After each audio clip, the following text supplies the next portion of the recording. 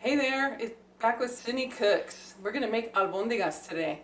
And if you've never heard of that, it's just a meat soup, basically. And it's a Mexican recipe, and this is how we make it. We try to add more vegetables and get a little bit more nutrition in there. And today we're using elk. You can use ground beef if you like, but we have a lot of elk. So let's take a look at this, how beautiful and lean it is. It really is a very tasty meat. And when we're cooking with it, we have to add a lot of salt because there's no added salt like meat that you get in the grocery store.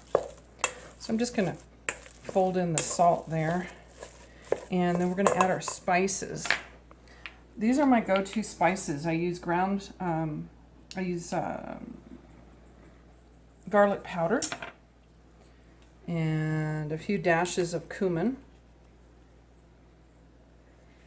And let's see, how about a little oregano?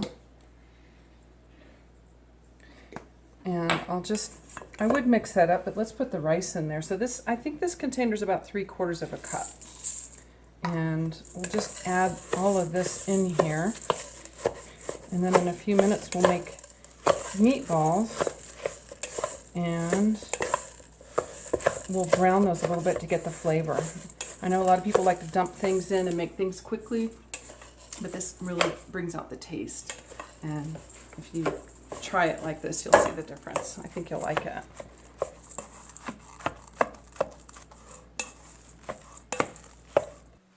And we already made our meatballs. Don't they look tasty?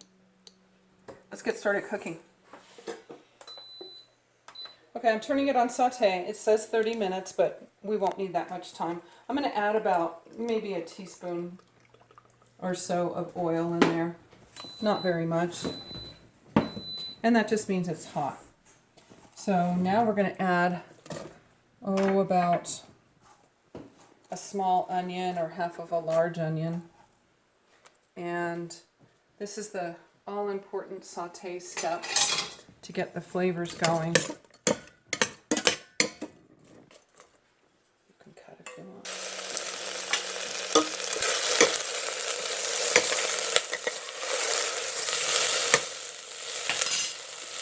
Go ahead and add some celery, just a few stalks cut up.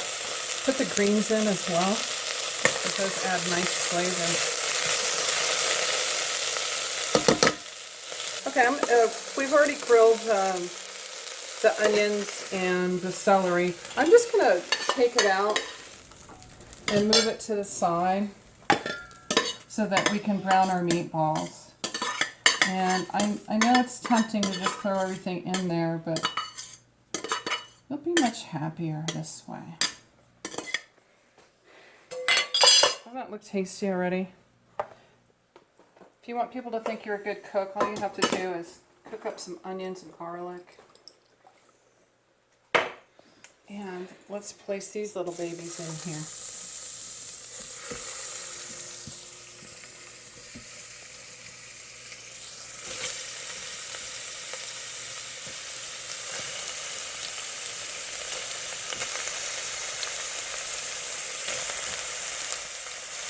They don't have to completely brown. You just want to get some taste out of them.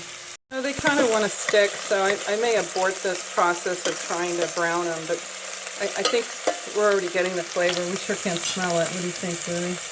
Oh, yeah. Let's go ahead and assemble this soup. We've got the meat. It's partially browned on the bottom. Let's put the onions back with the celery that we already browned. And I'm going to do a whole bunch of cabbage because we have so much. And let's get some water in there. We've got 2 fill lines. I'm going to go to the top of the fill line. And let's don't forget to add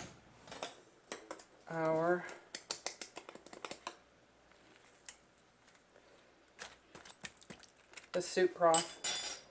And I always like to add, oh my gosh, this is our very last one. Our last little bay leaf. And we're just going to kind of stir that as best we can. The cabbage itself is going to let out some liquid, and so we just want to make sure we don't add too much and have it rise too much. Let's put the lid on, make sure it's in the off position. We're going to turn off saute, and we're going to put it on pressure cook. Let's do 30 minutes.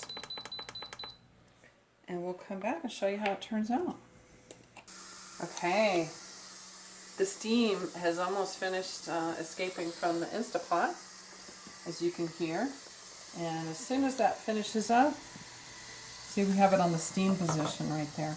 As soon as that finishes up, we'll open it up and see if it's ready to eat.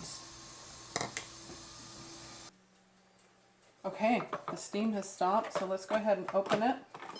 See what it's going to look like. Oh, there's all that cabbage on top.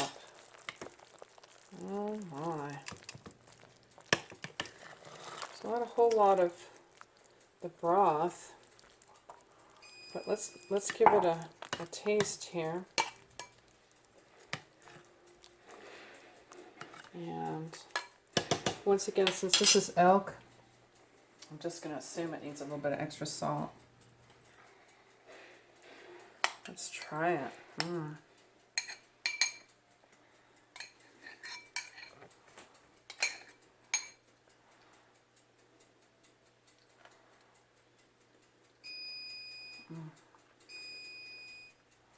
That's good.